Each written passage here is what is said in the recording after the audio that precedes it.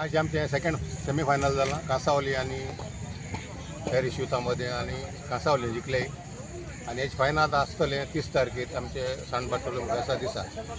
हांव मागता आमचे सगळे वेरपाटकारांकडे आणि हेर टिमी सपोर्टरांकडे येवन आमकां फायनलाक सपोर्ट करचो आणि हे फायनल बरी भाशेन जावचें म्हणून.